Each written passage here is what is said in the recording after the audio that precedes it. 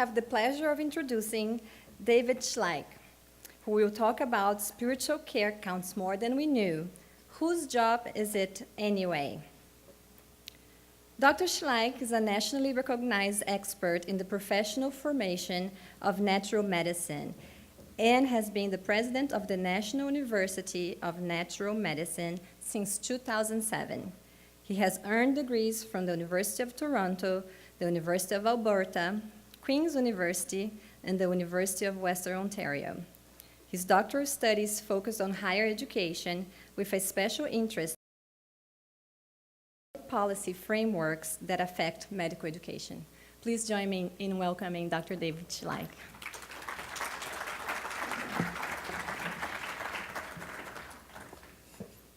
That's the clicker, right? That's the That clicker, is a clicker. and that's your timer. 3 hours and 12 minutes. Beauty. For the first part. Greetings, colleagues and dear friends in this wonderful new community. I'm so happy to have been welcomed so warmly to this gathering. We've got a problem in the natural medicine world. I don't know why it's taking so long for naturopathic docs and classical Chinese medicine docs and Ayurvedic practitioners in North America to get it together to figure out what you guys are doing. I mean that in the sense that there isn't a systematic, formal curriculum going on in our university about spirituality and medicine. There's lots of it. It's picaresque, in fact. There are little bits here and there, chunks here and there, pieces of curriculum, learning outcomes with great performance criteria and assessment data. But a systematic approach for doctors is something we're going to do something about. As Dr. Koenig said, what are we doing about it? He said that earlier. Do you recall his having said that? The data, the information, the studies are clear. Well, it took me a while to figure out what's the holdup. You see, I'm not a clinician. I'm a PhD egghead guy who knows about professional formation. I have some knowledge about how professions take shape in civil society and how the codified, corralled knowledge of a specific profession actually gets manifested in that profession's licensing. I know how that works. And I think I figured out why we're having such a time paying attention to what some people have called the second or third revolution in medicine. Raise your hand if you know what the logical possibility argument is. The logical possibility argument. If you're a medical doc, you live by that. Uh-oh. No wonder we're having some trouble getting the Spirituality Medicine Institute going. You see, what we're going to have to do at our university, and we're doing it, is to form not a biological systems infrastructure for spirituality and medicine, but a self-organizing systems infrastructure that is not characterized by an accidental buy-in to methodological reductionism and operational dualism. You see, even the naturopathic docs and the Chinese medicine docs in North America have bought into that. Their curriculum shows it, the drift toward allopathic medicine and the natural medicine side, the confusion in the marketplace. What is functional medicine? What's holistic medicine? What's naturopathic medicine? What's integrative medicine? I went to a clinic recently in New York City, and the doc was very proud saying, I have an integrative medicine clinic. And what she really had was some acupuncture on Tuesdays.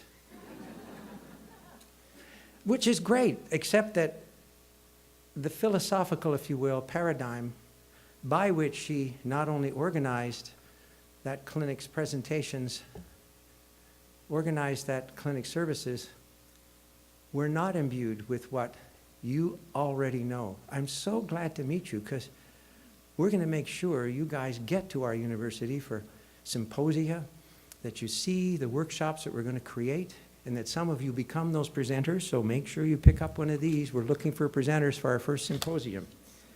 All right.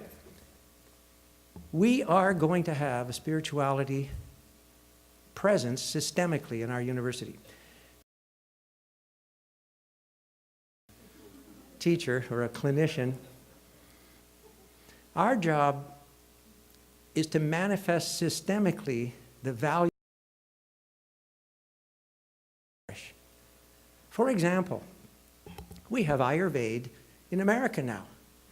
I'm not talking about public sector Ayurveda. I'm talking about a regionally accredited degree for professionals and a long-term plan to establish Ayurveda as a medical system in the United States of America and Canada. That's what we have. And our relationships with the Maharashtra University in Mumbai and Nashik include clinical placements. Our research institute at the National University will be very, very actively partnering with them. When we think about projects, when we think about systems, when we think about education, when we think about spirituality and medicine, we think about systems. How do you make on a personality? It isn't dependent on a chunk of a budget for 1 year, so that it will recur because the values are systematized. You see, spirituality in medicine helps us right up to the boundaries of rational intelligibility, to, what did Kant call it? Grenze der Vernunft. You know, right up to that boundary of the clockwork picture of the universe, you know, physiochemical reductionism, humanistic versus reductionist bioscience, a model of nature that's not causal or continuous or independent. You've heard all these things. You live these things because you believe in spirituality, in healing. The signature of modern medicine, I found, reductionist sciences, and you know that too. You know, the fundamental biological sciences, the molecular biology, immunology, microbial genetics, cell biology, neurophysiology, membrane structure and physiology, on and on. You know about all of that. So what's missing? Why are my colleagues so reticent to say, we're doing this, and why have the naturopaths in particular not done it since they've been around for 116 years? In fact, naturopathic medicine is a secret all over the block. Remarkable that it's such a secret. In the state of Oregon, naturopathic physicians are primary care physicians. They can deliver babies. They can prescribe pharmaceuticals like a medical doc. They can't do psychotropic drugs unless they do some extra training, just like you have to. They can send patients into a hospital. They can. What happened that spirituality and medicine slipped since 1936, when naturopathy was legally adopted in the state of Oregon?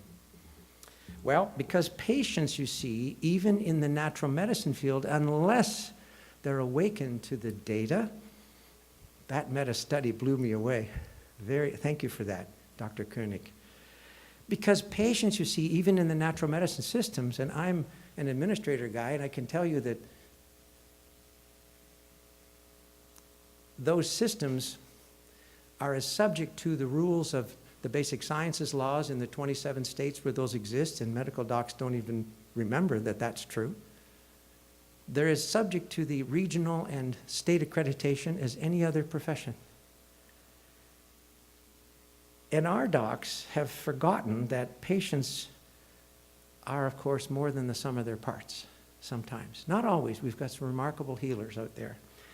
Because patients, you see, are presupposed to be complex biological organisms. You know, medical problems, therefore, are reducible to physiological and ultimately cellular and molecular phenomena, with the aim, you see, of finding a mechanism that is central to the problem. And I'm not a clinician, and when I hear a student in first year clinic or even in fourth year clinic opting for an antibiotic instead of a wet sheet wrap, I go, what has happened? Not that an antibiotic doesn't have its place, of course it does. But what happened to the wet sheet wrap? And what's with America's attitude toward homeopathy and the energetics about homeopathy? And for heaven's sakes, the natural science paradigm encourages the medical community to see or conceptualize of disease is a process accounted for by deviations from the norm of measurable, I'm making this up because I'm a layperson, measurable biological somatic parameters caused by an intrinsically damaging physical change agent. Familiar? And our gang are beginning to behave that way. They treat botanical medicine like sodium dilantin. All right. What has happened is they've been seduced, you see, by the promissory note of biomedicine. And what's the promissory note? Not just the placebo phenomenon, but this notion that a mind-body event is eventually reducible.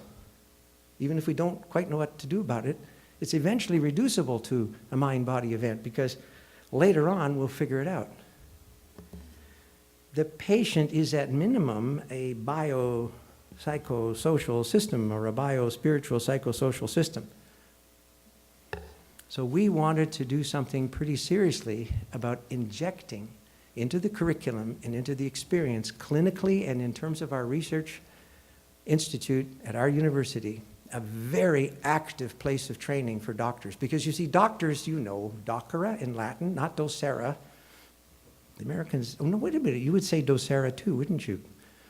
Well, the Romans, I'm the reincarnation of a Roman guy. And I can tell you this, docere, and it means to teach. And it's also, of course, the basis of the word doctor. Well, now I push the button at the top. No, that one, there we go. Do you see this? That slide is about our values. Now notice what's at the top of the values. Product of our product. We don't just produce graduates who go and get licenses and practice and send donations and pay income tax. Product of our product is healthy self. Heal thyself. The product of our product. So why would we do anything about spirituality and medicine? We would do it because there are all kinds of problems afoot. That's, by the way, one of the buildings in our downtown area, 5.4 acres. Downtown Portland, where you better bring an umbrella this time of year. There are lots of reasons why we have to do this. You know about these. I mean, for example, runaway commodification of health and medicine. I had a lipoma removed for $74 and a peloid mud pack for $4, and the stitching done by the naturopathic dermatologist was like embroidery. It was so magic. And I said, I think I'd like to be a surgeon, and I think I would really enjoy pulling that lipoma out of there. If I'd gone up the hill, it would have been $4,000. What is that about?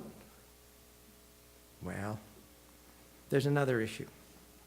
In terms of the world ratings, you know the story. World Health Organization, Organization for Economic Cooperation and Development, the United States of America is way down on the list in terms of health biomarkers.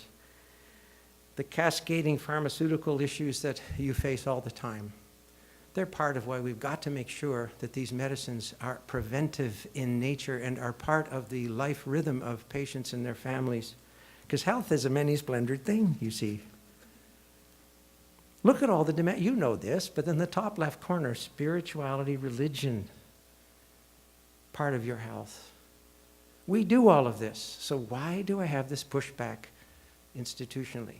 Now, my boss is sitting right there, and she hears me say, we can't do this unless we have some money. But it isn't that part. The money's actually easy. The hard part is getting folks to get it, that they're changing the paradigm. They're moving to a different objective, if you will, set of objectives about programming. So here are the objectives. You can see them and read them really fast. They're pretty good. We're going to do this ISM thing, and we're going to make sure that the principles are manifested in all our curriculum. But you see, that means research. It means credits that are acceptable to the regional CE that's viable by those out in the world who have to make a living. And it also means it has to be imbued in terms of the values behind those principles. So this is what we're doing. Our university's got 2 medical schools and 2 schools, graduate and undergraduate, 2 medical schools, Two medical colleges, soon to have a third, but that won't happen for a while because Ayurveda is going to take a decade or so to get that in, a regional accreditor for that. We've got 7 institutes, but in the bottom left corner, you see in light green ink there, you can hardly read it. Look what it says. Institute of Spirituality and Medicine. And stuff is going to manifest in the experience of patients. We have 17 clinics in Portland. So the health of Americans is a mess. Americans are waking up, Canadians too.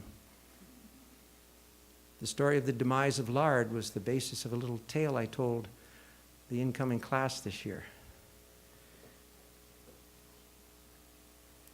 The business about, I talk about all of this and I say we need spirituality in medicine and we have to do something about morbid obesity. Something about the medical complications thereby.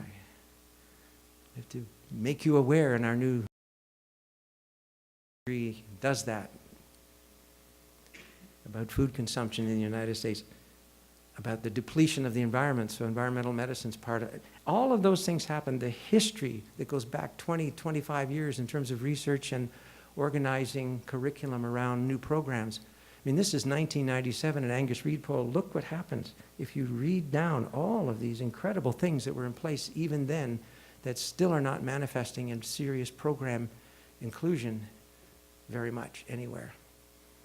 And the American health landscape, I mean, within 50 years of each other, the key patterns of the dominative American paradigm for healthcare were established, and they still aren't talking to each other about what Dr. Koenig said today needs attention.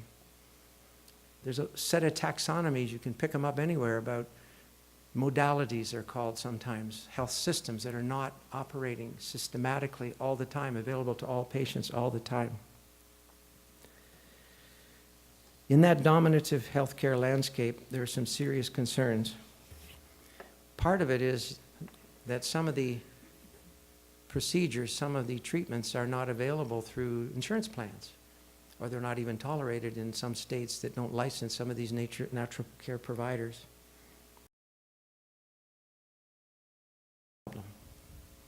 And here it is. Individually and collectively, U.S. biomedicine has become an extractive industry, taking out more than adding. And I mean by that, that it next year will cost the United States Treasury, the GDP, 21% of every dollar. You know how much that is? Of course you do. $3.27 trillion bucks. So, lots of people are worried about it. And you know that attention to prevention, that living healthy lives, begins at the very beginning. It isn't when the presentation requires you to zip to the doc. Doctors, all of you know, you've only got 8.3 minutes, sometimes 6.2, to deal with things that take a couple of hours. One of the basic complaints about homeopathy is, oh my God, the case takes 2 hours.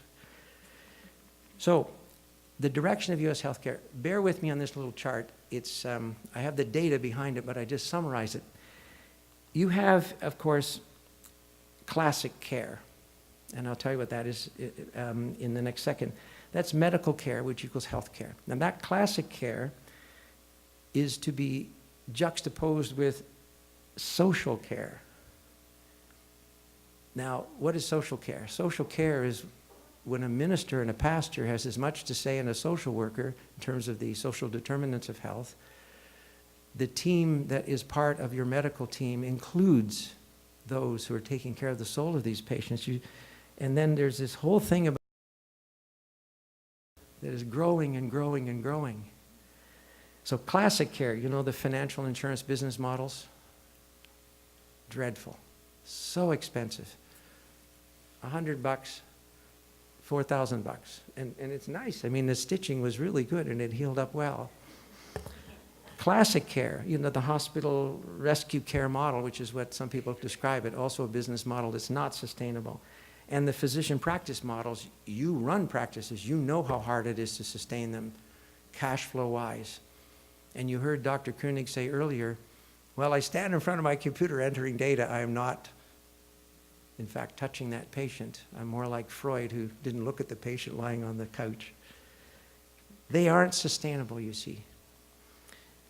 Now, there's a wonderful scholar, you probably heard of her, Dr. Ostrom. She got a Nobel Prize some time back.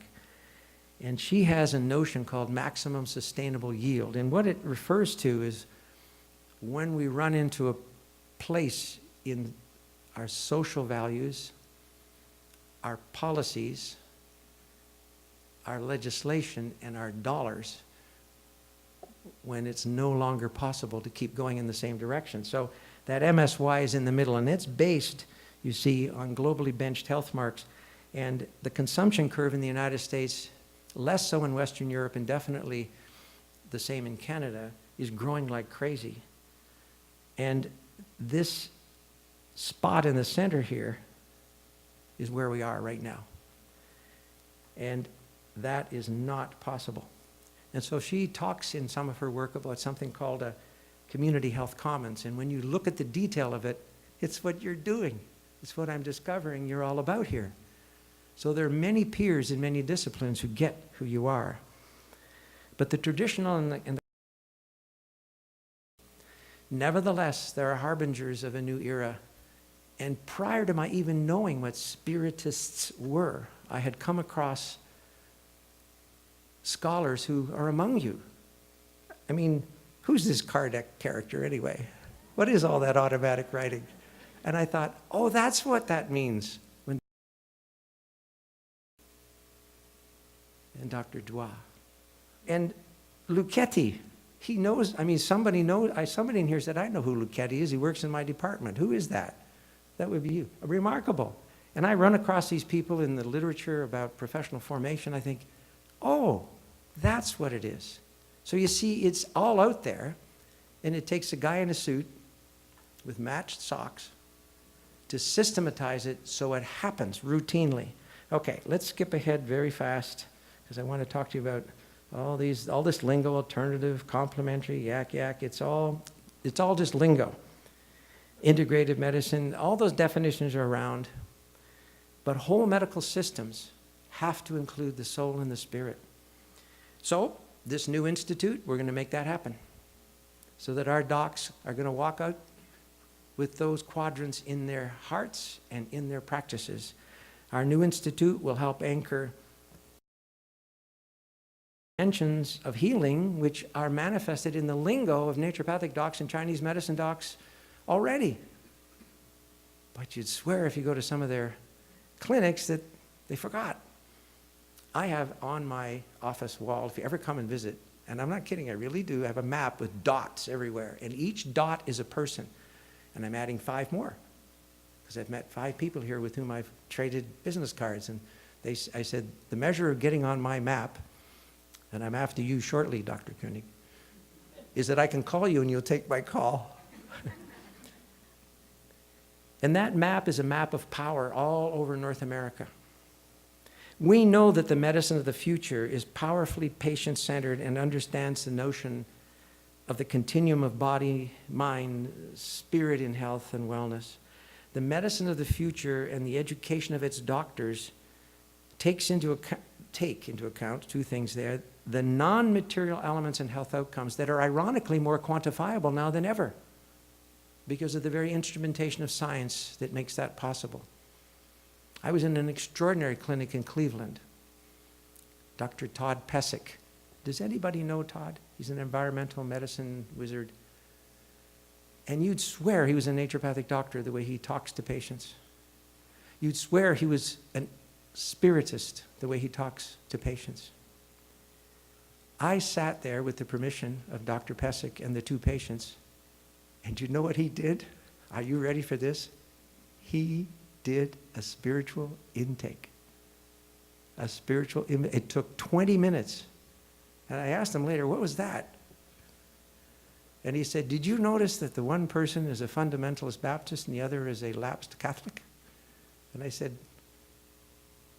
yeah, I kind of remember that. And he said, trouble. I said, for which one? He said, the lapsed Catholic. He was poking fun at me because I'm one of those. And so is he. Spirituality is an important multi-dimensional aspect of our human experience. It is, though, a tough sell in medical schools. I can just see Regina Dean and our chief medical officer saying, what? The intakes are going to be what? How long will that take? It's a tough sell in medical schools and professional bodies because it's difficult to fully understand or measure using the complex systems of the scientific method. Nevertheless, convincing evidence in the medical literature, some of which you experience today, is there. I've got it in my hand. I've got more now. Religious belief and practice are pervasive in America, and I have 2 paragraphs citing all kinds of studies, but suffice it to say that surveys of U.S. public opinion and surveys of doctors tell the tale. And what is that tale? It appears that physicians as a group are somewhat less inclined to believe in God, by the way. The data suggests that. So one of my colleagues, and I told her, and she said, oh, aren't they like religious types? I said, no, they're doctors who have deep spiritual beliefs and values. Whereas up to 77% of patients would like to have their spiritual issues discussed as a part of their medical care, less than 20% of physicians currently discuss such issues with patients. That's from a study that was way back in 1994. So we need to get, as the naturopaths say, tole causam, at the cause. Meaning, our docs, when they walk out of NUNM, and any docs who come there and attend some of our spirituality and medicine programming will definitely talk about spirituality. You see, in all of its activities, the Institute of Spirituality in Medicine will seek to involve and integrate the work of scholars in sometimes disparate subfields, casting vision for a renewed and unified approach to spirituality and medicine that places the articulation of normative visions of spirituality at the core of its work. I wrote that in a little document that went to our regional accreditor who said, you want to do what? Ultimately, the ISM, Institute for Spirituality and Medicine, aims not only to conduct research, and the HealthGot Research Institute, Google it. Folks who are doing medical research say, HealthGot, what's that? I said, oh, it's just another one of our secrets all over the block. Our latest grant, $1.74 million from the NIH. That's the 9th one we've got in the last 7 years. We're doing this stuff. We're small, but we're mighty. In the natural medicine landscapes where NUNM operates, spiritual history in a medical intake is not a tough sell, you would think. But in the highly competitive, dominative American healthcare terrain, ensconced in biology and pharmaceuticals, there are doors opening. And you have really inspired me to kick glutei maximi, is that how you say it? To get this done. There's a ramp up to this terminology. George Engel, amazing scholar and doctor, published a prescient article in Science that I read a long time ago when I was a student myself, called The Need for a New Medical Model, A Challenge to Biomedicine, 1977. I mean, I was a mere 30 years old then. Whoops. I betrayed my age. I'm aging gracefully. I'm trying to. Anyway, Engel was among the first to proffer the term biopsychosocial. He was the first one to kick that into the landscape. He challenged the perceived limitations in the biomedical model prevalent then and persisting 40 years later. So clinical evidence, data, information, best practices, benchmarked best practices that we can rely on. More and more physicians and healers from many systems accept the possibility that human beings have a subtle energy body inside the physical body. Even so, the soul still has no real place in the theories of scientists. Biomedicine doctors, present company excluded, or largely because it's immaterial, you see. So how do you measure the non-material elements and health outcomes like therapeutic touch? How about prayer? How about art therapy? How about music? Go to Sloan Kettering these days and see what they're doing with those non-material outcomes. 10 years ago, they would have laughed you out of the waiting room. Thus, the institutionalization of medical culture includes large dollops of medical science which are indistinguishable from biomedical science. Many respected naturopathic and medical docs are going against convention and investigating higher states of consciousness in the realms of the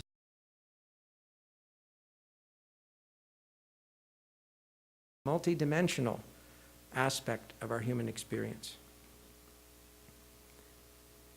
Their perspective, though, is a tough sell in mainstream medical schools even now, and among allopathic professional bodies in particular, because it's difficult to fully understand or measure using the complex, slow systems of the scientific method. Nevertheless, convincing evidence in the medical literature establishes that there are benefits of spirituality, and we bless all of you who are doing that work, which can accrue to the practice of medicine. And interestingly enough, it moves very fast out into the marketplace. Indeed, the world's great wisdom and medicine traditions have long taught the important aspects of spirituality, and that they lie in the experience of connection, inner strength, comfort, love, and peace derived from the relationship with self, others, nature, and I actually had this word written down at my time, the transcendent. Bless your heart, I can use that with alacrity now. Alacrity means cheerful readiness. Now, this change is either hinted at or systematically reported depending on the form and timing, and it's everywhere in the literature. As I went back through the stuff I had to read, I enjoyed reading it, mounds of it when I was doing that PhD, and it's everywhere. It's all over the place. It's been there for years, and you folks have known this for years. Where's the rest of the gang? Now, that series, there's a series, for example, that SUNY did, the State University of New York, and about what they called, it's a series called, what did they call it? Constructive Postmodern Thought. That's what it was called, Constructive Postmodern Thought. And it's a terrific body of literature for those studying the evolution of medicine in North America. It's remarkable because it includes titles like Foss's The End of Modern Medicine in 2002. And Spirituality and Society in 1988. The anomalies in the dominant mechanism paradigm are becoming clearer and less able to linger as untested assumptions or logical inconsistencies. The unrelenting developments in the life sciences, molecular biology, for example, and genetics, and we do that too. Naturopathic physicians have to have the same prerequisites to enter a degree, doctor of naturopathic medicine, as a person doing an MD up in the hill, we call it. We also call it affectionately Pill Hill. It means Oregon Health Sciences University. And the external exams are identical. The accreditors get the authority from the same place as the LCME and the USMLE. So all the pieces are there, you see. Anyway, those unrelenting developments in such disciplines such as the life sciences have bumped against an emergentism, as Foss calls it, quite different intellectual sea change than we've ever seen. One which enables our growing understanding of consciousness as capable of influencing physical reality. I've got a complaint. I tell you, I went to the IHS in New York a couple of times. That's the Integrative Health Symposium. Anybody been to it? Bring money. Hot dogs cost $15. Not that I'd buy a hot dog, of course. And Dr. Perlmutter writes a book called Grain Brain. And Davis, another medical doc, writes a book called Wheat Belly. And I thought, what? Naturopathic docs should have written those books. We've been all about nutrition for like a gazillion years. Now, that's not a lament. It's not even a shot at medical docs. It just means that there are many colleagues in the land who get what's wrong with a system that costs $3 trillion. There are many people in the land who are doing research that will shift that. Now, interestingly enough, in the biomedical science world, which has an iron grip until recently on everything from vaccinations to acceptable treatments available in DVA hospitals, modern natural sciences are allowed to contribute to the construction of our public worldview. Not true, Dr. Godet. Does anybody know Tracy Godet? She's a medical doc in charge of the Northwest Pacific region of the United States for the Veterans Administration. Guess who are approved providers now? Are there any acupuncturists in the house? Approved providers in DVA hospitals? Remarkable. Now, I said to her, Tracy, if you are paying them badly, that's something up with which our professional colleagues in the acupuncture profession will not put the best we can, but it's not enough, but you're there. Here's another interesting phenomenon. Naturopathic doctors are approved providers in the Department of Indian Affairs, it's called, within Health and Human Services, but it's not funded. But guess what happened 6 weeks ago? We announced a $250,000 tuition reimbursement scholarship funded by federal money for naturopathic doctors who will go to underserved communities and provide natural medicine care. Now imagine if they, yeah, isn't that amazing? And it's recurrent. Also, last Thursday, Dr. Carrie Baldwin-Sayre and her colleagues went to Salem, not the one in the east, the one in the west, capital of our state. And guess what? Naturopathic docs are now on the agenda for parity in reimbursement. Now, why is that important? Because as primary care physicians, they can model the very things that you model in terms of the Spiritist principles. The unrelenting developments I spoke of going. There are many legendary figures in naturopathic medicine. I want to tell you about one of them. Just take a few minutes because I've got 12 minutes and 11 seconds left. Oh, I read it wrong. Oh no, that's 123 hours. I could talk to you forever. I like so much the energy in this organization. Anyway, the late Dr. Bill Mitchell, he passed away a decade plus ago, and he paid attention to, in his teaching, he's a naturopathic physician, very focused on botanical medicine, that intellectual sea change I spoke of before. Now, E.A. Burt, in 1924, I think it was, I used to know that stuff just like that. It was republished anyway in 2016, which is why I thought of it. It's called The Metaphysical Foundations of Modern Physical Science. Now, that book, everyone in this room should read and get ready for a multiple inventory exam on the key points of it. Because he talked in 1924 about a world composed of independently existing fundamental units that are not influenced by mental processes or by non-substantive factors such as information or ideas. That is at odds with what David Lindley more recently describes as wholly unexplained quantum interference. As you try to figure out how did the allopathic profession form with the values it did, epistemologically a subset of biology, how did that happen? It didn't necessarily have to happen that way. I know Part B of the Flexner report kind of geared everybody up for clinics and 11 when that report was tabled, or 1910. But how did it happen? Well, it's interesting because where did I lose that?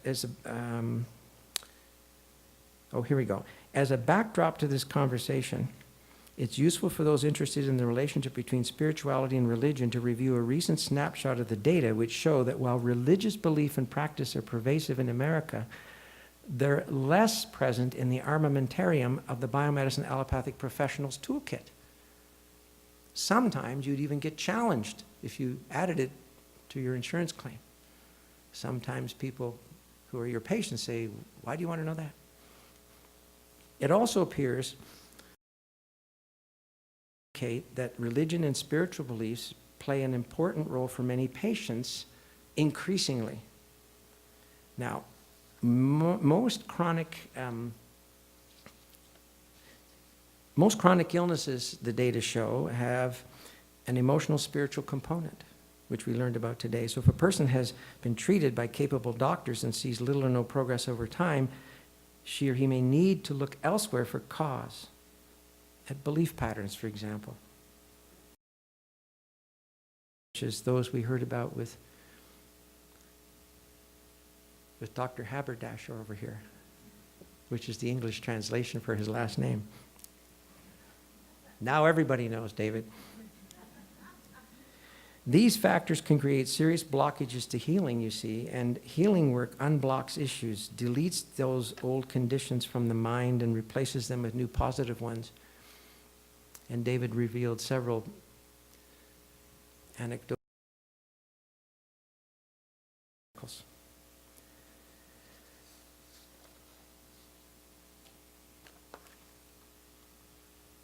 Whole medical systems are hard to establish because they're hard to finance. Nevertheless, there are traditional systems in the world, and that's why one of the institutes we have at our school is called World Medicines Institute, where research will be cross-professional or trans-professional or interprofessional. And from our assumptions around an institute for spiritual medicine must come systemic programs to get those medicines to collaborate. Get those medicines in terms of the research and teaching available not only to our students in our programs, but other medical professionals.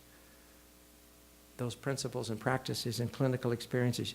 Not expecting you to read through these top 10 reasons to focus on the interconnectedness of the spirit and the body in medical education, but I did draw this from literature, and some of that literature is written by a couple of people in this room. But notice number 3, to strengthen commitment to relationship-centered medicine. Now, why am I drawing your attention to that? I was at a Bible college trying to get them to consider seriously a clinic presence of our students. And they have a program which is called Relationship-Centered Pastors, or Pastoral Care.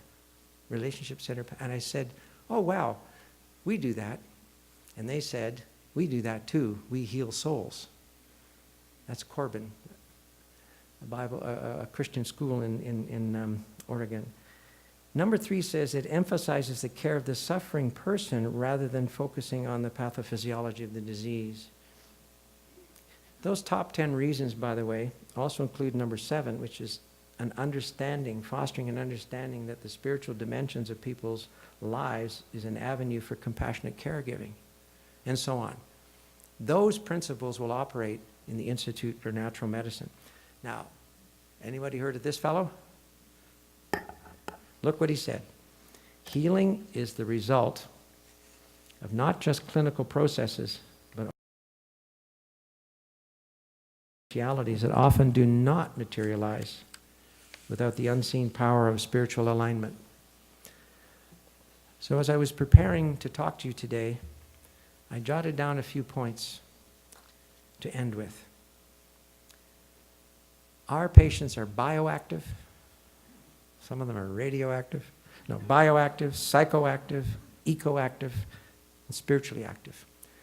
In Ontario, Canada, when I was president of the naturopathic school there a long time ago, there was a doctor named Dr. Joseph Kropp. Does anybody know this story?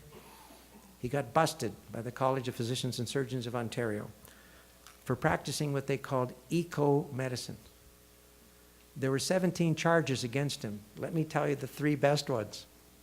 He prescribed mineral water. I'm not kidding, it's what it says, and it actually named it. It was a mineralized, it was Gestaltner from Germany. Secondly, he requested that his patient remove a particular carpet from bedroom and dining room. Thirdly, this was the most terrible transgression of all. He requested that the patient provide a food diary every day for 30 days as part of the, I guess, the workup for the case. And they were all in the list. This is in 1997, 21 years ago. It took 11 years to have his license reinstated, but he got it back. And now, of course, he wouldn't even be bothered because those kinds of clinical interactions are normal. No wonder medical docs have been careful not to enter into the field of the soul. We've got disease cure, which is sometimes called biomedicine, and that's not true. There are many, many medical docs who are not just about disease cure or what they call allopathic response. You ever wondered why you're called allopaths? It means disease.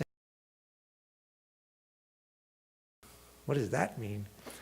Patient care is holistic medicine. Social cure, it's called, is environmental medicine. Now there's something new which we need to build at NUNM, and that's spiritual care, spirituality in medicine. Our patients, our doctors, are going to make sure that this new paradigm is alive and well in Portland, Oregon. And maybe, Dr. Joie, since you're on our board, you might persuade these guys to have their conference in Portland, but tell them to bring umbrellas. Thank you, everyone.